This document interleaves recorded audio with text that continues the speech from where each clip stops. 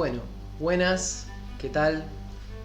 Estamos acá en La Brújula Perdida, otro episodio de estos diálogos. Yo soy Sergio Ragonese, Juan Peralta. Y bueno, Juan, quería que conversemos un poco sobre esta cuestión de que hay un personaje en particular que aparece nombrado varias veces en la obra de Félix Guattari, que es un autor que vos sabés que yo investigo apasionadamente. Y bueno, vos conociste a Moniel Caín, que es este personaje, ¿no? Moniel Caín, ¿nos podés contar cómo lo conociste? ¿Cómo fue tu intercambio con él? Bueno, Moniel Caín sí, lo conocí más o menos en los años 90, en 1990 concretamente, con motivo de un congreso que para mí fue el evento más importante desde que yo tengo memoria, que se hizo en la Argentina, evento científico, que fue el Congreso Nuevos Paradigmas, Cultura y Subjetividad, donde se reunió una cantidad de gente, principalmente vinculados a la filosofía, a la terapia familiar y especialmente al constructivismo, y también vinculados a otras disciplinas que en ese momento estaban influyendo mucho en la terapia familiar, curiosamente. Por ejemplo, el premio Nobel de Química Ilya Prigogine fue uno de los asistentes al congreso, que fue una de las personas que influenció mucho a Moniel Caín. Bueno, ¿quién era Moniel Caín? Moniel Caín era un terapeuta, psiquiatra y terapeuta familiar, principalmente belga, de origen marroquí, de Marrakech. Él siempre contaba que él salió de una comunidad judía en el medio de un mundo árabe, ¿no? Y que en ese momento vivir en esa comunidad judía muy especial, porque era, digamos, tenía sus propias tradiciones y costumbres y demás, pero bueno, estaban en un mundo musulmán y esto les resultaba complicado. Bueno, yo lo conocí en el congreso, donde tuvo mucha participación, y realmente lo había visto previamente en reuniones previas de la Fundación Interfaz, que fue quien organizó este evento. Y vos eras parte de la fundación. Yo colaboraba con la fundación, tuve varias funciones ahí, y bueno, después estuve también en el comité de redacción de la revista Perspectiva Sistémica. Bueno, en ese momento yo estaba con un fuerte interés en la terapia familiar y haciendo distintas formaciones en las distintas escuelas de la terapia familiar. Descubrir a Moni fue para mí un antes y un después, ¿no? O sea, él traía un enfoque de la terapia familiar y una serie de postulados, de ideas que eran muy rupturistas con lo que yo había estado haciendo como formación en terapia familiar. En general, la Fundación Interfaz era muy de vanguardia, ¿no? Y estaban siempre trayendo gente que traía ideas nuevas en ese momento. Claro. Bueno, ahí lo conocí, era un personaje, falleció hace unos años. Era un show lo que él hacía, ¿no? Él hablaba y iba generando climas, cambiaba de idioma, entonces iba dando su charla en inglés y de pronto pasaba al francés belga que hablaba él. Y bueno, esto traía... me distraje. Iba esto del cambio de idiomas que decías. Sí. ¿Querés retomar? Y decías esto de que es un personaje recién. Sí, que hacía una especie de pequeño show donde iba cambiando de idiomas y tenía una traductora que era su intérprete oficial cada vez que venía, un personaje también, una chica muy bonita que había sido modelo en París y que había vivido por distintas partes del mundo, hablaba cantidad de idiomas, creo que 7 idiomas, y era la única que le resistía este cambio del francés al inglés y que además le discutían. Caminaban los dos por el escenario, él caminaba y ella caminaba atrás traduciendo, ¿no? Y de pronto ella traducía una cosa que a él no le parecía, entonces le decía mais non, ce n'est pas bien. Y le decía otra cosa. Y ella le discutía y le decía, no, está bien, es como yo digo. Bueno, y discutían los dos. Bueno, pero lo más importante de Moniz era el enfoque sobre la terapia y algunos conceptos que introdujo, principalmente el concepto de resonancia. Ahí, bueno, después, para terminar con esta historia mía personal con Moniz, yo seguía haciendo seminarios. Él en los años siguientes venía prácticamente cada año a Buenos Aires. Yo seguía haciendo seminarios y talleres con él y a su vez leyendo y viendo en el marco de la fundación, seguíamos estudiando mucho a Moniz y a otros autores, ¿no?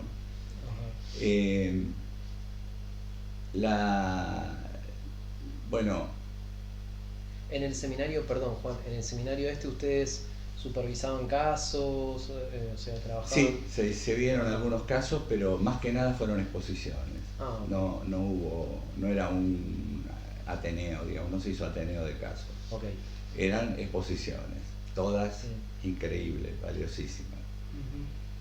Estaba Guattari también, ¿no? Claro. Guattari estuvo también y participó en varias mesas, porque cada uno tenía su espacio propio, pero a su vez después participaba en mesas donde comentaban los espacios de otros, ¿no? O sea que era realmente muy lucrativo, aportaba muchísimo ese seminario, porque era no solo la mirada de uno de estos tipos, por ejemplo de Heinz von Förster, uno de los principales autores del constructivismo, sino después lo que los demás decían acerca de lo que había dicho von Förster o von Glaserfeld o Guattari mismo. ¿Y Prigogine ahí mismo también? Sí, Prigogine expuso.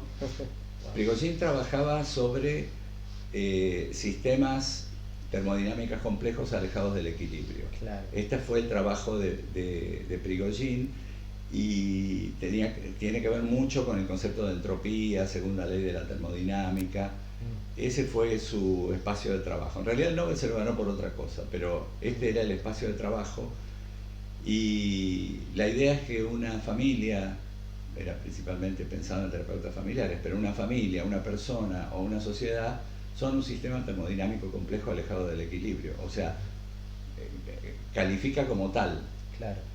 Y entonces lo que estudió Prigogine fueron las formas de cambio, cómo estos sistemas cambian. Hasta ese momento la terapia familiar estaba muy centrada en la homeostasis, el mantenimiento del sistema, claro, pero se había trabajado poco sobre el cambio. Y este es el aporte que trae Prigogine, influencia a Moniz, y a partir de esa influencia Moniz empieza a trabajar, bueno, trabajemos en el cambio, no en la permanencia, ¿no? Claro. No en el sistema, en lo que había trabajado un autor que es Ludwig von Bertalanffy, que es el concepto de homeostasis, el desarrollo del concepto del sistema. Claro. No. O Bertrand Russell, que también fue otra fuente importante de esta primeras escuelas de terapia familiar, a partir de la teoría de los tipos lógicos, ¿no? En qué categoría lógica estoy viendo determinado concepto. Por ejemplo, en los vínculos entre dos personas a veces hay mensajes contradictorios. Bueno, esos mensajes contradictorios constituyen a veces tipos lógicos diferentes. O sea, en una categoría lógica de pensamiento, de interpretación, diríamos, este mensaje tiene sentido, pero no el contrario. Pero sí el contrario tiene sentido desde otra mirada. Por eso el libro de Moniz se llama Si me amas, no me ames, ¿no? A veces ese amor-desamor genera confusión y genera patología, digamos, ¿no? Esto lo estudiaron los italianos mucho en cuanto a los orígenes de la esquizofrenia y de la psicosis. Pero volviendo a Moniz, vamos a retroceder un cachito para entender qué es lo que hizo Moniz. Dale. ¿Y por qué implica una ruptura también, ¿no? Lo mencionaste un poco al pasar, que había la perspectiva que trae Moniz es una ruptura para la sistémica, digamos, ¿no? sí, parasistémica, para psicoanálisis también. Para eso necesito poner el rebobinar a al concepto de transferencia y contratransferencia.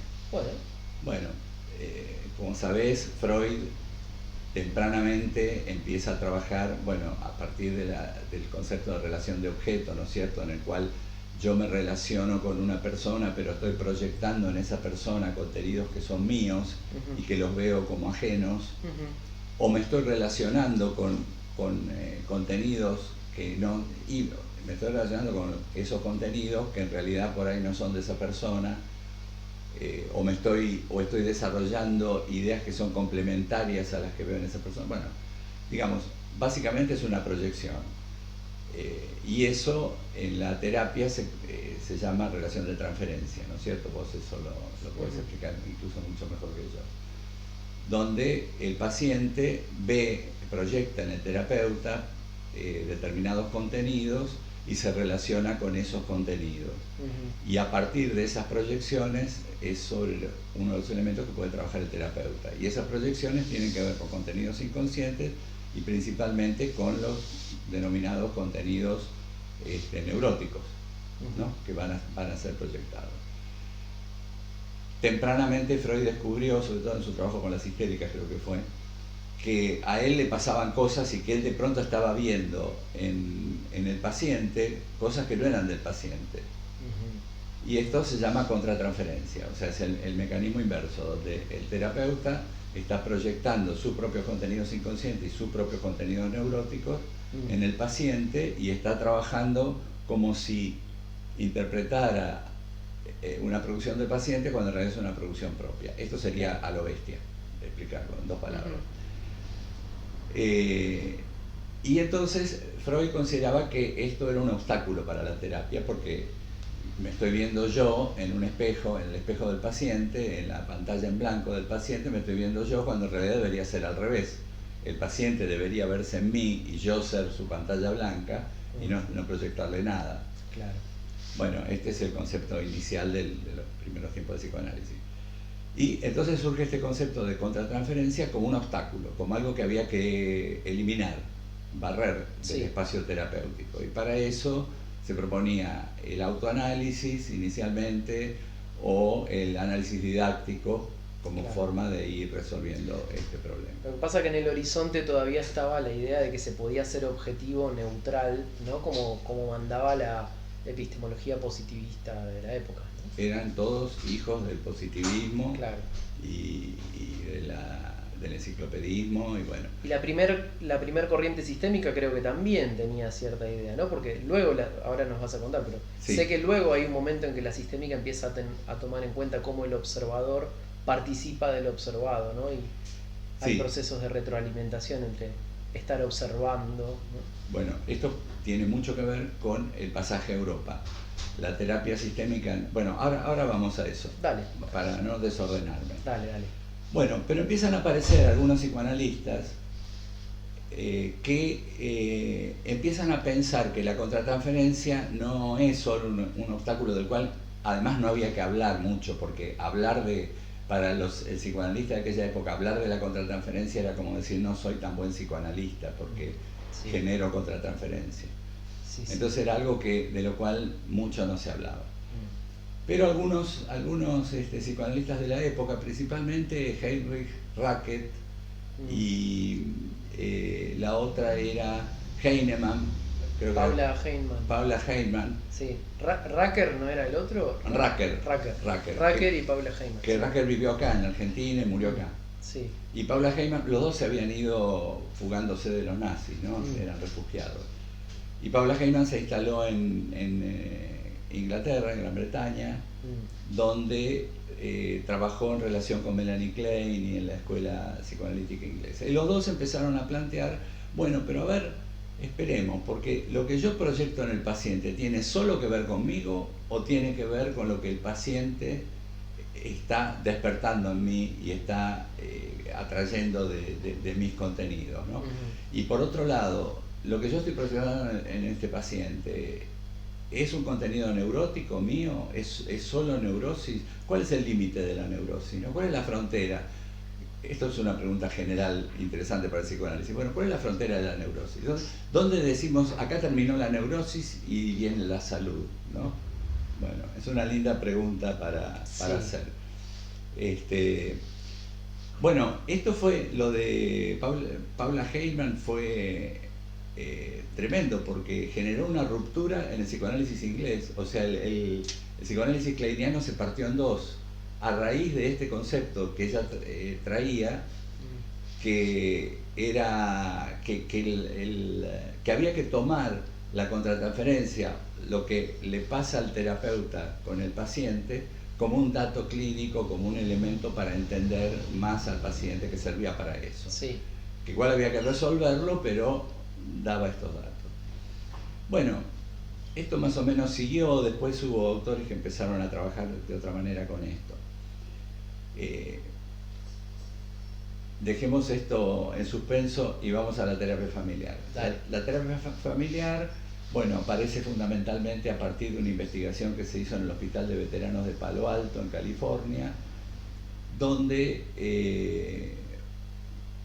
algunos psiquiatras que estaban trabajando ahí empiezan a ver que algo pasaba en la familia, que el paciente que venía con su diagnóstico, con su síntoma o con lo que fuera, parecía como que el problema estaba ahí, pero ellos empezaron a ver, por ejemplo, que cuando el paciente mejoraba, se empeoraba otro de la familia, o que a veces el paciente mostraba una mejoría evidente, y la familia rechazaba esto, decía que no, que era mejor antes, que ahora esto que le está pasando está mal. Empieza entonces en Palo Alto esta investigación y empieza a pensarse en el abordaje de la familia y no de la persona solamente, la persona aislada. Se empieza a llamar al paciente, que venía como connotado como paciente, el paciente designado, ¿no? Como que está designado como paciente, ¿por quién? Por la familia, por el sistema, por la institución. Pero en realidad el trabajo empieza a hacerse con la familia. Obviamente es la psicología americana, ¿no? O sea que en un primer momento aparece una cosa también muy estructuralista, muy pensar la organización de la familia en cuanto a la forma en que se daban los vínculos entre uno y otro. Entonces se habla, por ejemplo, de fronteras de la familia, la frontera externa, o sea, qué familia, qué no es familia, frontera interna, claro, subsistemas de la familia. Entonces se habla se trabaja mucho en esa época sobre digamos, si hay fronteras adecuadas entre los adultos y los niños, entre la familia extendida y la familia nuclear, como buscando reorganizar esa familia desde un enfoque directivista y muy sincrónico. O sea, es esto ahora acá, no me interesa mucho cómo llegamos acá. Claro, claro. Pero esto en los muy primeros años. Ahí interviene, digamos, una de las personalidades más importantes, es un argentino, que es Salvador Minuchin. Salvador Minuchin, que desarrolla una línea de terapia familiar que se llama terapia familiar estructural. Claro. Al poco tiempo surge, de la mano de otros terapeutas, también una argentina había ahí, Chloe Madanes, una línea diferente que es la terapia familiar estratégica, que en vez de pensar estructuras piensa secuencias, o sea, secuencias de hechos que se dan en la familia, donde hay un circuito y de ese circuito hay un elemento que es visto como el problema. Por ejemplo, la mamá tiene mal carácter, pero se obvia todo el circuito que lleva a que esa mamá tenga mal carácter y circuitos recursivos que aparecen, y empiezan a trabajar más en tratar de generar nuevos dispositivos en la familia que interrumpan esos circuitos, que los modifiquen, que los cuestionen. Ya ahí hay un pasito más. Claro, estos los estratégicos son los que trabajan mucho sobre la comunicación, ¿no? Es la corriente estratégica, ¿no? Sí. La que trabaja sobre la teoría de la comunicación humana. Eso, ambos trabajan sobre eso, pero ellos trabajan mucho sobre la acción comunicativa, sobre los circuitos de acciones que se dan en la familia, qué es lo que cada uno hace, Sí. digamos, y sí, obviamente también la comunicación, pero la comunicación como parte de ese sistema de acciones, de esos circuitos redundantes que generan problemas a la familia. Sí. Ellos hablan de un iceberg, ¿no? Donde lo que se asoma es lo que la familia ve como problema, pero la familia no ve como problema todo lo demás, claro, que viene pasando y que pasó antes de que la señora se pusiera de mal carácter, por tomar el mismo ejemplo, ¿no? Sí. Bueno, inmediatamente lo que ocurre, esto empieza más o menos en los fines de los años 50, empieza la investigación de Palo Alto, y en los 60 es donde tiene su mayor expansión, hay una cantidad de autores y que empiezan a trabajar sobre esto, y despierta el interés de profesionales europeos. Y entonces empiezan a trabajar sobre la terapia familiar, sobre el modelo sistémico, terapeutas europeos que le dan una dimensión absolutamente diferente. O sea, si la terapia familiar americana era un plano, la terapia familiar releída y resignificada por los europeos es un cubo. O sea, es una dimensión más, que tiene que ver con la historia, con el tiempo, tiene que ver con, digamos, cosas más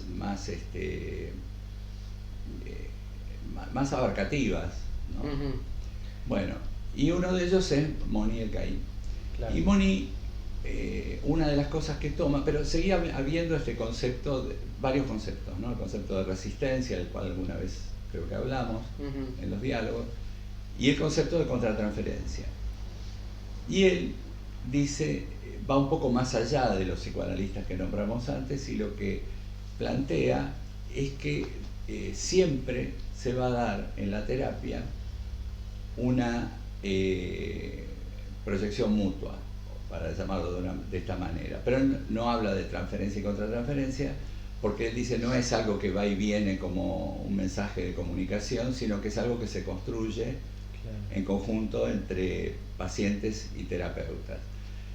Y él dice que lejos de ser un obstáculo, es el espacio privilegiado para trabajar con el paciente, es ese espacio donde se da lo que él denomina resonancia. Esa resonancia es esa construcción que emerge en la relación entre paciente y terapeuta, que está construida por contenidos que son del paciente, historias que son del paciente, pero también historias que son del terapeuta y contenidos que son del terapeuta. Claro, como si se armara un nuevo sistema en el vínculo, ¿no? Claro, que seguramente tiene correspondencias y simetrías con la historia y la vida personal del terapeuta, y también con la historia y la vida personal del paciente, claro, y su entorno. Claro. Él dice, él trae varios conceptos. Un concepto básico para esto es el de singularidad. Él dice que él, en vez de tratar de tomar el discurso y el relato de la familia o del paciente y pasarlo por el tamiz de su marco conceptual, o de un marco teórico, de un paradigma, y decir esto es tal cosa y esto es tal otra, y trazar flechas, y en vez de eso, él es un poco como el alquimista, ¿no? El alquimista se diferencia del químico en que el químico espera que el mismo experimento dé siempre el mismo resultado. Claro. Si eso pasa, está tranquilo que está haciendo las cosas bien. Sí. El alquimista era al revés, repetía el mismo experimento infinitas veces, esperando que alguna vez pasara algo diferente, ¿no? Bueno, eso a mí siempre me evoca el concepto de singularidad de Moni, que es algo que emerge, sucede de pronto y que hace un ping, ¿no? ¿Viste como en las películas cuando buscan el submarino con el sonar y de pronto hace ping, bing, bing, empieza a rebotar en el casco? Algo empieza a rebotar en la familia, aparece repetido, a veces son estructuras, ideas, conceptos o palabras que aparecen de forma repetida y que al terapeuta lo tocan especialmente, le llaman la atención. Tendría que ver, a ver si te entiendo bien, la singularidad entonces tendría que ver con algo de esto. Serían elementos que se repiten, pero que generan un cierto efecto Y dentro de eso que se repite, ¿puede haber algo que abra una diferencia? Claro. Ok. Él habla de que es un ensamblaje, Sí. que se arma un ensamblaje entre la historia, las emociones y las ideas de la familia y la historia, las emociones y las ideas del terapeuta. Un ejemplo clínico para ver si lo aclaramos, ¿te parece? Dale, genial. Bueno, yo trabajé mucho en esta nota, ¿no? En este estilo. Bueno, y en una oportunidad una psicopedagoga conocida mía me llama y me dice, mira, Juan, tengo una familia que me derivaron al chico, que es un chico que tiene problemas en la escuela, tiene muchos problemas de conducta en la casa, la madre ya no sabe qué hacer con él, se pelea con los hermanos, es foco permanente de esto, incluso muchas peleas entre los padres surgen a partir de este chico, creo que tiene 9 años o 10 años. Dice, yo interpreto que hay una cuestión familiar ahí y te lo mandó para terapia familiar. Bueno, recibo a la familia, era el señor, la señora, un matrimonio joven, con 5 hijos, ¿no? Que iban desde una nena que debía tener 12, pasando por este chiquito de 10 o 9, hasta una bebé. Vienen y me cuentan tal cual, que el chico se portaba mal, que no había forma de ponerle límites, que molestaba a los hermanos, que le rompía las cosas, que ella ya no sabía qué hacer, y él cuenta, yo vengo de trabajar y la encuentro a ella llorando, y entonces él se enojaba con ella porque le decía, ¿cómo no podés manejar a un chico de 9 años? No puede ser, yo llego cansado del trabajo y me encuentro con vos llorando, los chicos quejándose. Bueno, esta era la situación. Pregunta al señor que trabajaba en una empresa y después trabajaba de taxista. O sea que a la noche el tipo trabajaba todo el día, incluyendo sábados y domingos, porque si no la economía familiar, decía, con los 5 chicos no funcionaba. Y estaba muy poco en la casa. La mujer le reclamaba que él estuviera más en la casa, él decía que bueno, pero tengo que trabajar, si no, no llegamos con la plata. Y le decía, vos tenés que poder manejarlos a los chicos. Bueno, esta era la cosa. Bueno, en una primera sesión fue imposible salir de ahí, de toda esa cosa quejosa. Vienen a la semana siguiente a la segunda entrevista, misma situación. Y ahí empiezan todos, cada uno con sus quejas del chico. El chico estaba sentadito al lado mío, en una silla, justo a mi lado. Y cada uno decía una queja diferente, no, porque lo que a mí me hizo es tal cosa y a mí me hizo tal otra, y los chicos, los hermanitos, ¿no? Y en un momento la hermanita mayor dice, sí, porque a él se porta tan mal que ni el perro lo quiere. Ah, le digo, ¿tienen perro ustedes? Y me dice el señor, sí, tenemos un boxer albino, porque a mí me gustan los perros albinos, y ya tuve un collie albino, bueno, y ahora conseguí este boxer albino. Ah, le digo, un boxer albino. Yo en esa época estaba criando perros y estaba muy metido en el ambiente de la Federación Sinófila, iba a las exposiciones y qué sé yo. Entonces lo agarro al nene, le levanto el pantaloncito así, la manga del pantalón, y le digo, a mostrarme las cicatrices. Y el nene tira así, saca la pierna y dice, no, no tengo cicatrices. Pero ¿cómo, vos no te muerde el perro? Sí, pero no me lastima. Entonces digo, bueno, perdón, vamos a hacer un paréntesis en la terapia, porque ustedes necesitan tener más conocimiento sobre el tema de los perros, le digo. Entonces le explico que el boxer es braquicéfalo, o sea, tiene la nariz más atrás que los dientes, porque se lo crió originalmente, se llamaba Bulldog, el perro del cual deriva el boxer, que no era el Bulldog inglés, era grande como un boxer, y en Francia se hacían peleas de perros contra toros. Por eso es bull, por eso es bulldog. Ah, de ahí viene bulldog, claro. Entonces los perros atacaban al toro, lo mordían, pero claro, necesitaban tener la nariz para atrás, porque si vos mordés una cosa así grande, te tapa la nariz y no podés respirar, si sos un perro común. Claro. Entonces se criaron esos perros, le digo. Y a su vez son cachetones porque tienen músculos masticadores muy fuertes para poder prenderse del toro, que el toro corra y el perro no soltarse. De manera tal que si te muerde un boxer, y además albino, que los perros albinos tienen en general más agresividad que los perros de otros colores, el boxer te saca el pedazo, no hay forma. Claro. Tenés que ir a cirugía. Sí. Bueno, cerrado capítulo perros, yo tengo que decirles algo que tal vez los tome por sorpresa, pero en realidad alguien más lo muerde el boxer, no a nadie.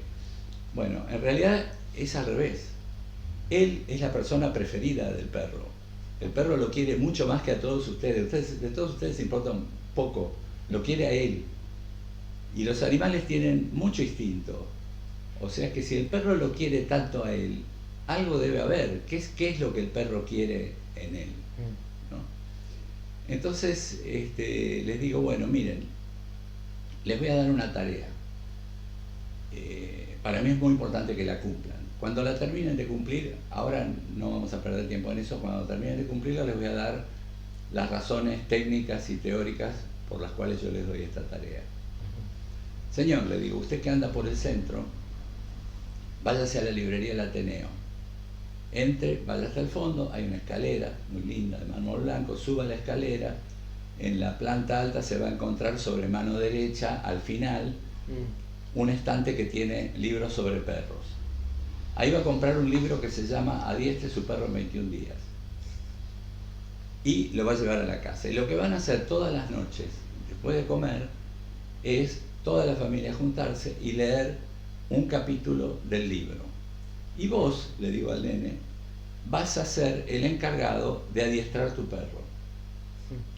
Entonces, le digo, cuando termines el adiestramiento, tu perro va a caminar al lado tuyo, se va a sentar cuando vos le ordenes que se siente, se va a echar, va a hacer algunas piruetas y algunas cosas y te va a obedecer en todo.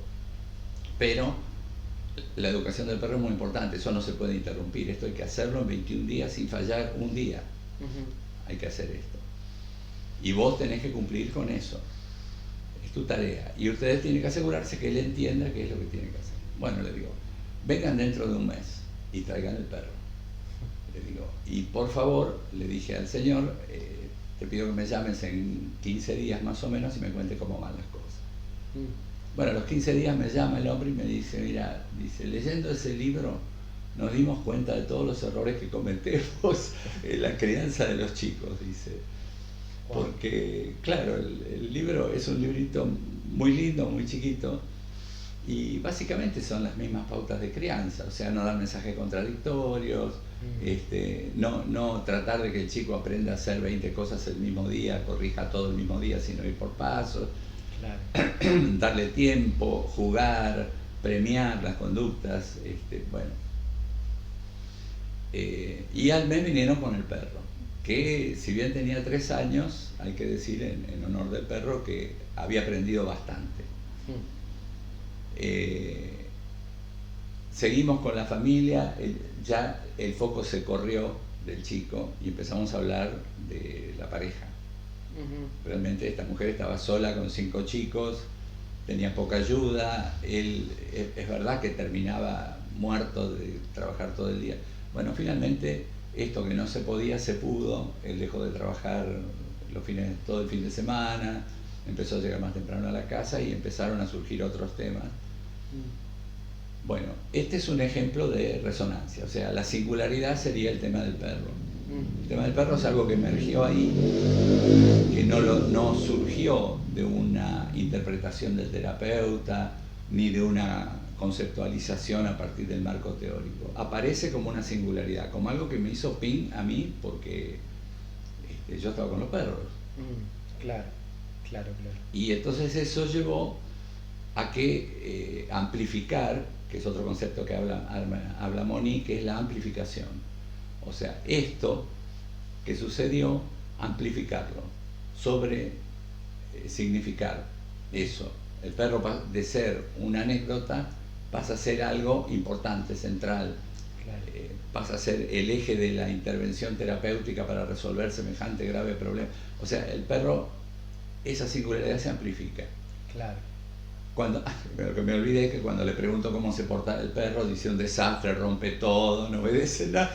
O sea, esto también se daba, que la descripción del perro coincidía con la descripción del chico. Entonces, esa es la singularidad.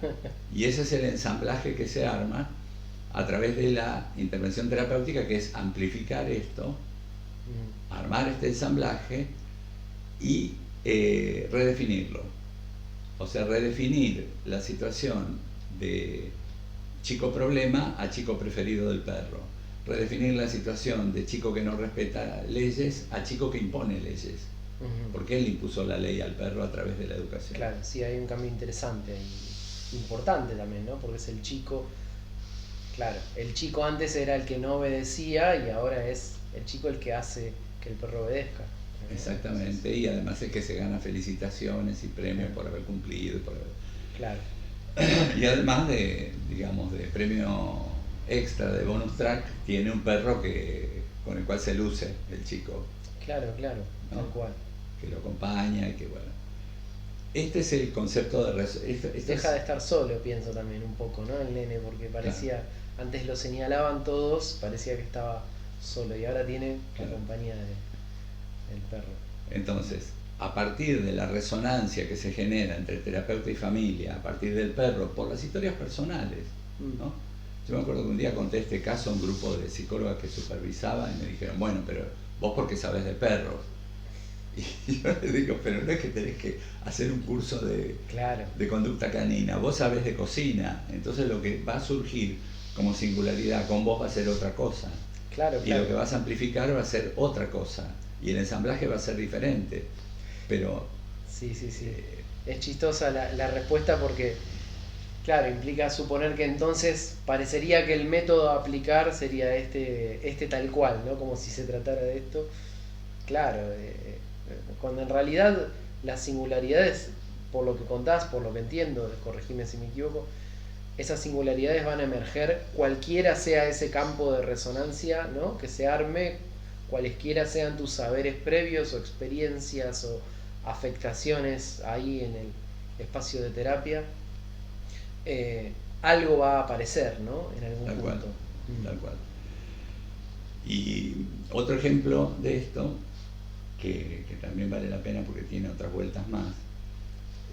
Bueno, yo en un momento me llama una alumna mía, una ex alumna mía, que estaba haciendo una residencia en el Borda, en el servicio de mujeres del Borda, el único servicio de mujeres que había en un hospital de varones, que también ya eso era raro.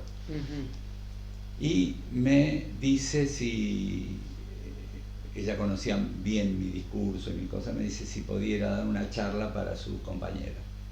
Entonces voy y les doy una charla y sobre todo les interesaba el tema de la supervisión y del trabajo en cámara. Ellas trabajaban en cámara Gesell como terapeutas familiares con pacientes que estaban o habían estado internadas en el Borda, con diagnóstico de psicosis la mayoría. Y entonces, bueno, yo di mi charla. Y al tiempo me llama y me dice, mira Juan, en realidad te engañamos, porque estamos buscando un supervisor, pero no quisimos casarnos con el primero. Entonces le pedimos a 2 o 3 personas que vinieran a dar una charla, los que teníamos más o menos como candidatos, uno eras vos, y bueno, la verdad que nos gustó tu enfoque y nos gustaría si podés venir como supervisor de nuestro equipo. Me pareció muy interesante y muy piola lo que habían hecho, ¿no? Porque es más difícil después decirle a uno que se vaya, que no te sirve, que... bueno. Claro.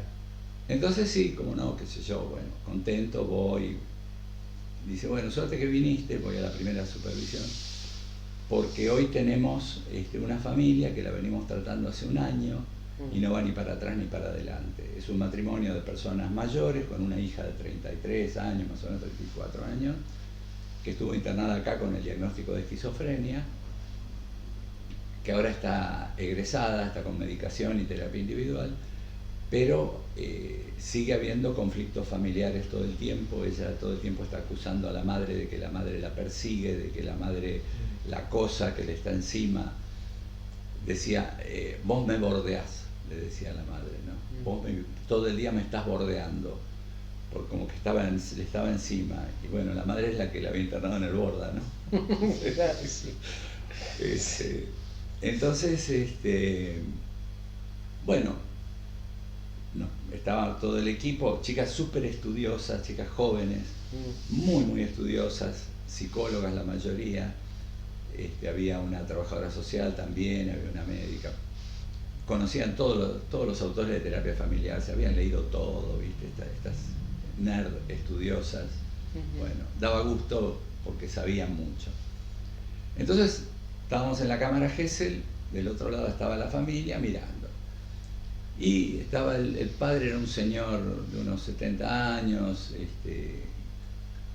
así como doblado, encorvado, con la ropa arrugada y cara de sufrido, cara de cansado, de hastiado de lo que estaba pasando al lado, que era la madre y la hija peleándose y discutiéndose y discutiendo cosas y echándose cosas en cara y todo. Bueno, salen las terapeutas, en un momento les pedimos que salgan las terapeutas, se hace esperar a la familia obviamente sabe que se la está observando y que hay un equipo del otro lado. Nos reunimos, le digo, bueno, ¿y qué? Dice, mira, siempre es así, es siempre así y nunca cambia. Esta sesión que viste hoy se viene repitiendo hace un año, semanalmente. Entonces, bueno, yo creo que fue, no sé si fue en esa o en la segunda sesión, pero en un momento, no, en esa, claro, que fue la primera supervisión. Entonces yo voy a buscar a trabajar como trabaja Monique. ¿Cómo se supervisa esto? Bueno, vos al terapeuta tenés que ir a buscar la subjetividad del terapeuta. Entonces la pregunta es que yo le hago a las chicas, le digo, bueno, díganme chicas, esta situación que acaban de vivir ustedes, esta escena, lo que pasó, lo que ustedes sintieron, ¿les recuerda algo de su vida infantil, de su historia familiar, de su vida pasada? ¿Les recuerda algo? ¿Les trae alguna evocación? No, me dicen, la verdad que no. A ver, le digo, si ustedes piensan en cuando eran chiquitas, el tema o adolescentes, el tema de las discusiones, de las peleas, de las cosas que se repiten y no se resuelven, ¿les viene algo? No. Ya me estaba poniendo en problemas, porque yo era primera supervisión, supuestamente venía a resolver un problema y no pasaba nada. Entonces le digo a una de ellas, le digo, a ver, pensá un color. Entonces me dice, verde. Bueno, pinta un cuadro con ese color. Contame cómo es un cuadro que vos pintes de verde, con verde. Claro, imaginariamente pinta un cuadro. Exactamente. Sí. Entonces me dice, bueno, es un campo con pasto, árboles, flores, pájaros que vuelan, mariposas. Qué lindo, le digo. Y decime, esta imagen de este cuadro, mirando este cuadro, ¿te trae algún recuerdo de tu vida infantil, de tu historia, de tu familia? No, me dice, no, la verdad que no. Entonces, ahí yo me acordé que ella me había contado que vivía en un pueblo de la provincia de Buenos Aires, una zona rural, un pueblito como si fuera 25 de mayo, 9 de julio, qué sé yo. No pueblitos, son ciudades, pero en el campo. Le digo, ¿pero vos no vivías en tal lado? Sí. Le digo, ¿y no ibas nunca al campo? Porque estaba muy cerca del campo.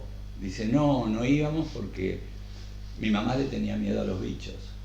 Y yo también le tenía miedo a los bichos. Entonces mi mamá venía en los bichos, viste que en el campo hay cascarudo, había, ahora con la fumigación no hay más, pero había muchos bichos, se le venían langostas y mi mamá gritaba aterrorizada y yo también, y entonces le digo, y cuando ustedes estaban así angustiadas, ¿tu papá qué hacía?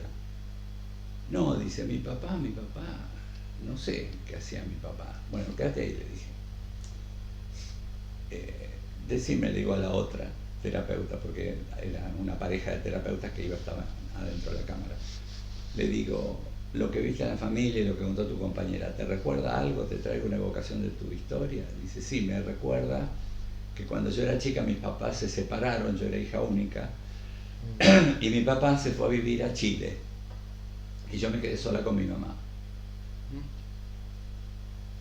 Y me pasaba que discutíamos, pero nunca terminábamos de discutir. Yo nunca terminaba de enojarme con ella, ni tampoco me desenojaba. Estaba siempre disgustada, pero no me terminaba de pelear y de decirle todo, porque pensaba que si me peleaba del todo, con mi mamá me iba a quedar sola, porque mi papá no estaba. Y siempre pensaba que si hubiera estado mi papá, yo me hubiera podido pelear bien con mi mamá, decirle las cosas que le tenía que decir, porque mi papá nos iba a ayudar. Entonces me volqué al resto del equipo. Le digo, bueno, gente, miren la escena. Y en la escena estaba el viejo así, todo arrugadito, y la madre y la hija peleándose en mudo porque le habíamos sacado el sonido, pero discutiendo y peleando y moviéndolo, gesticulando, moviéndolo. Le digo, bueno, ¿qué les suena de lo que contaron las compañeras de ustedes y lo que ven allá? 2 mujeres en problemas y un hombre que no aparece. O sea, acá hay 2 mujeres en problemas y un hombre que está ahí sentado y no juega ningún papel. La otra eran 2 mujeres gritando por los bichos y ni se acordaba qué hacía el padre, que probablemente no le diera bolilla. Claro. Y la otra, 2 mujeres peleándose y el padre que no estaba, les digo. Entonces, ¿qué les parece si nos olvidamos por un rato de estas 2 mujeres y vamos a ver si abajo de ese saco arrugado hay algo? Si hay algún sujeto ahí, debajo de esa cosa arrugada que se ve ahí silenciosa. Entonces volvieron las terapeutas a la sesión, yo mandaba preguntas por el teléfono y le preguntaron al señor, bueno, ¿de qué se ocupaba?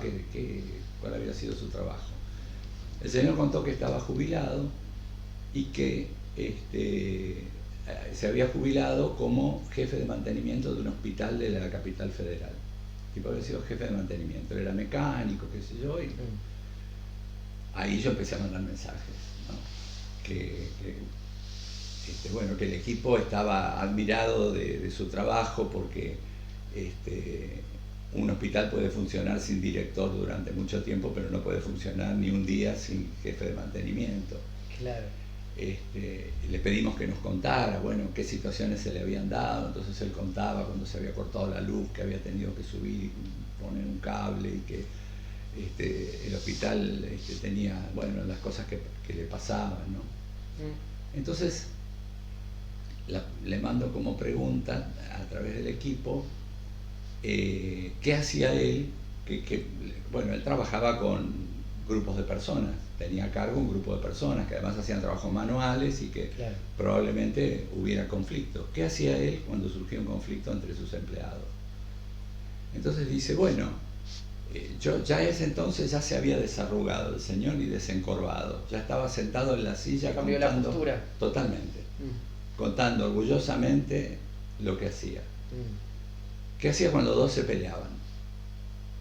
Entonces dice, bueno, les decía que se dieran la mano y se amigaran, y si no se daban la mano y se amigaban, mandaba uno a una punta a trabajar, a una punta del hospital, otro a la otra y se acabó. Entonces le dije, el mensaje que le mandamos fue, señor, nosotros estamos convencidos de que usted tiene todas las herramientas necesarias para reparar los problemas de esta familia. Lo único que tiene que hacer es animarse a usarlas. Váyanse, vuelvan dentro de un mes, cortamos esto de todas las semanas y en 15 días le pedimos a la chica, a la paciente designada, que llamara y nos contara cómo iba todo. Bueno, a los 15 días llama a la chica y le digo, ¿cómo va todo? Dice, con mi mamá nos seguimos peleando, pero ahora mi papá nos hace de psicólogo. Entonces dice que él hacía lo mismo que había visto hacer a las terapeutas. Tratar de mediar, de minimizar los conflictos que eran banales. Dice, y si nos ponemos mal, me manda a hacer las compras o la manda mi mamá que se vaya a la terraza a lavar la ropa. Claro. O sea, el hombre había recuperado ese rol que había sido su rol profesional y lo estaba aplicando. Por eso en el mensaje a veces la artesanía de la palabra es importante, ¿no? Decirle al Señor, usted tiene las herramientas necesarias para reparar, es hablar en un idioma que refuerza esta valía de él como mecánico, como experto, como jefe de mantenimiento. Claro. Hizo eso y tomó un rol de liderazgo en la familia. Algunas de las chicas lo veían como muy machista, esto, ¿no? Que las mandara. Claro, podría ser leído en esa clave, ¿no? pero tenían 70 años. Es lógico que pensaran en una familia patriarcal. Claro. Ahora, si esto resultaba funcional, bueno, la chica mejoró un montón, se puso a dar clases de inglés, que era profesora de inglés. La verdad que fue, en el curso de las sesiones fue mejorando mucho. Empezó a no darle tanta importancia a la madre. La madre se quejaba de que ella le daba poca bolilla ahora, ¿no? Y todo fue bastante bien. La chica siguió su terapia individual, seguimos con sesiones mensuales, y un día la chica llama para decir que quería internarse. Entonces nos cuenta la terapeuta individual que había pasado esto, que la chica la llamó muy angustiada, que quería internarse de nuevo. ¿Por qué quería internarse? Porque había muerto el papá. El papá había fallecido y ella en principio lo había aceptado, con dolor lo había aceptado, pero un día yendo a buscar el auto al estacionamiento le pareció ver la sombra del padre y entonces temía estar alucinando. Bueno, lo que le explicamos, en realidad se lo explicó la terapeuta individual, es que estos son falsos reconocimientos que son muy comunes cuando se muere una persona muy cercana. A veces uno cree verlo en la calle, o le parece escuchar la voz, o le parece la sombra, que esto era normal, que no es que se estaba enfermando de nuevo, sino que era así, que bueno, que digamos tenía que aceptar que esto le podía pasar. Igualmente hubo un refuerzo de medicación, pero no mucho más que eso. Pero bueno, nuevamente aparece una singularidad, que es esta singularidad que aparece ya no fue espontánea, sino que fue buscada desde la técnica. Claro. Buscando a través de interrogar a las terapeutas, buscando a estas terapeutas que se encontraban en la misma situación que la familia, o sea, una y otra vez luchando para tratar de resolver algo que no se resolvía. También eran dos mujeres, las terapeutas, también eran dos mujeres en problemas, ¿no? Claro.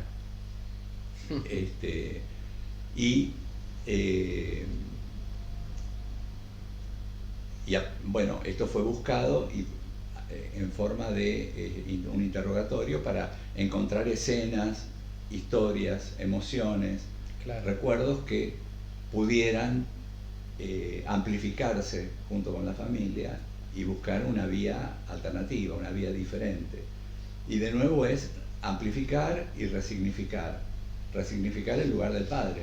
El padre no era más una víctima de las dos mujeres que se la vivían peleando y le hacían la vida imposible, sino que de pronto era quien podía reparar eso, ¿no? Bueno, este es el modelo de Moni. Esto es el modelo de Moni.